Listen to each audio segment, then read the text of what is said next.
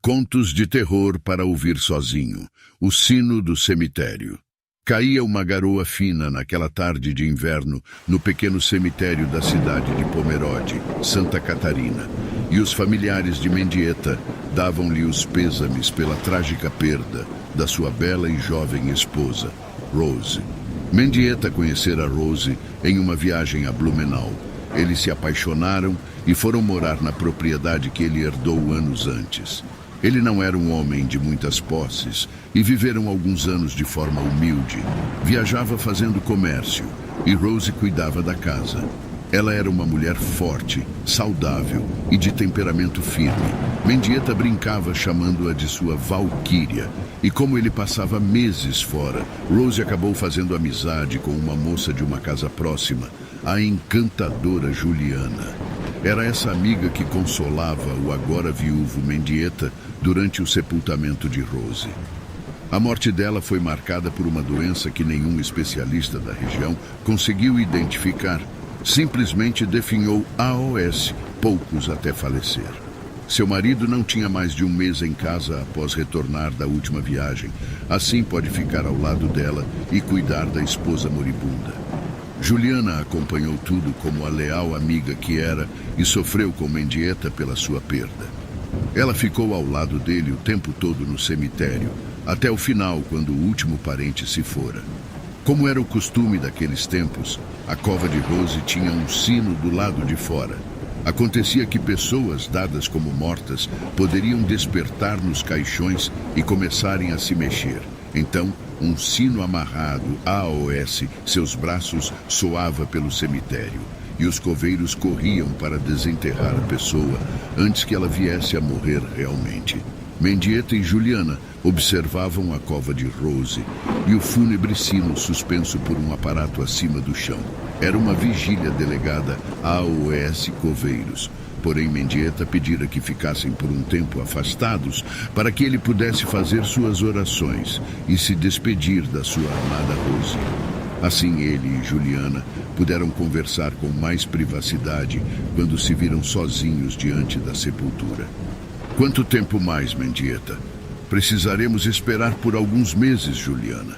Não pode ser assim tão rápido.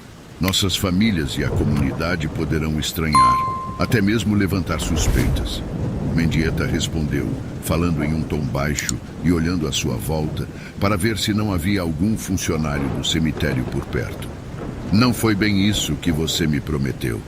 Se não fosse pelos meus conhecimentos com ervas e certos medicamentos caseiros, as coisas teriam sido mais complicadas. Afinal, Rose acabaria desconfiando de algo sobre nós. Meu tratamento foi eficaz. Sim, funcionou muito bem. Ninguém desconfia. Todos acham que a morte dela foi decorrente de uma doença estranha e inexplicável. Foi melhor assim, não teria coragem de abandoná-la, e com o temperamento dela seria um escândalo. Nossos nomes ficariam manchados na comunidade para sempre. Bem, tudo foi feito conforme planejamos e nosso caminho está livre, amado. Calma, como acabei de dizer, mais alguns meses para que nossas famílias não desconfiem. Continue no papel de amiga querida do pobre viúvo e tudo dará certo. Parecerá um desfecho natural. Mendieta apertou discretamente a mão de Juliana, atento ao seu redor. Porém, o adúltero não imaginou o que aconteceria em seguida. Olhando para a amante assassina, percebeu que seu olhar passara do seu rosto para outro lugar, assumindo ar de espanto e medo.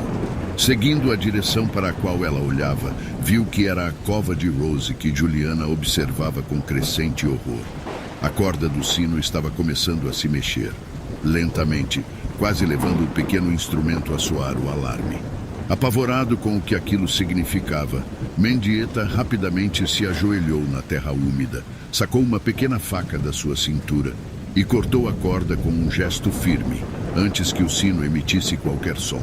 Sob o olhar vigilante de Juliana, Mendieta amarrou a corda no suporte de madeira, fazendo com que o sino ficasse suspenso e a outra parte caiu na terra.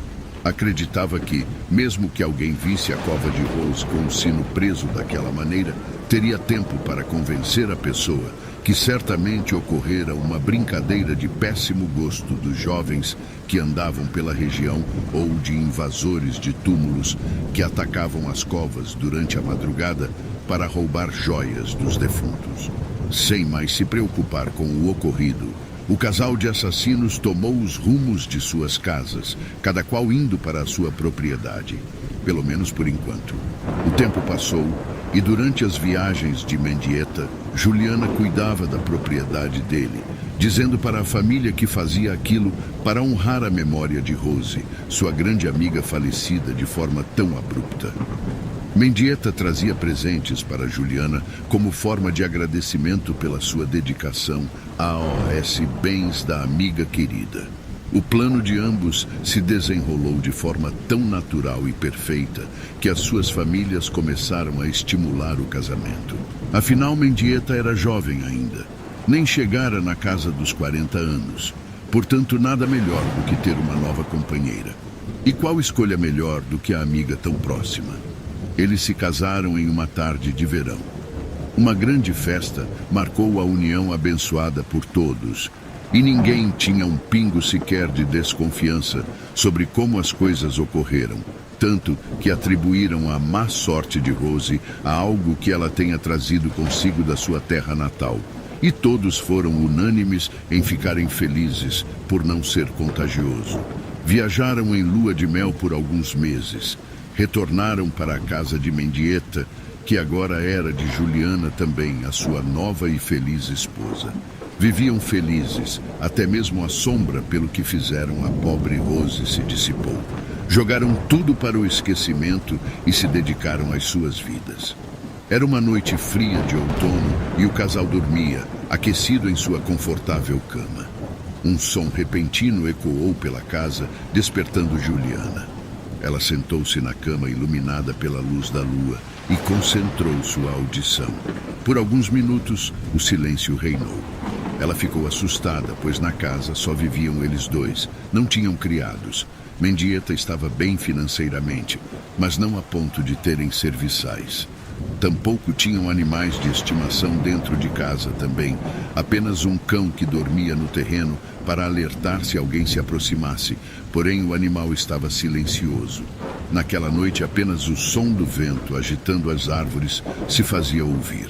Juliana olhou para Mendieta, que dormia profundamente ao seu lado, e convencida que não era nada, deitou-se novamente, até ouvir o som novamente. Desta vez ouviu mais claramente. Pôde definir que som era aquele. Sua pele se arrepiou por inteiro, sentou-se na cama e acendeu um lampião, olhando apreensiva ao seu redor. O som que ela escutara não era algo que se ouviria no meio da madrugada. Foi o som de um sino sendo tocado, dentro da casa. À beira do pânico, ela sacudiu Mendieta, que despertou irritado com o jeito agressivo da esposa. Juliana, o que foi, mulher? O que deu em você? Teve algum pesadelo para me acordar desse jeito? Que diabos? Ainda estou me recuperando da viagem que... Psiu, fique quieto, Mendieta. O tom de alarme de Juliana fez com que ele despertasse totalmente. Ele se sentou na cama e a encarou. O que houve? Ele perguntou sussurrando. Está ouvindo? O quê? Alguém entrou na casa? Não sei. Preste atenção. Por alguns minutos o silêncio reinou. Mendieta estava quase se deitando novamente. Tlim. Agora. Ouviu? Juliana ainda segurava o lampião com a mão trêmula. Tinha ficado de pé ao lado da cama. O rosto assustado de Mendieta confirmou o que ele também acabara de ouvir.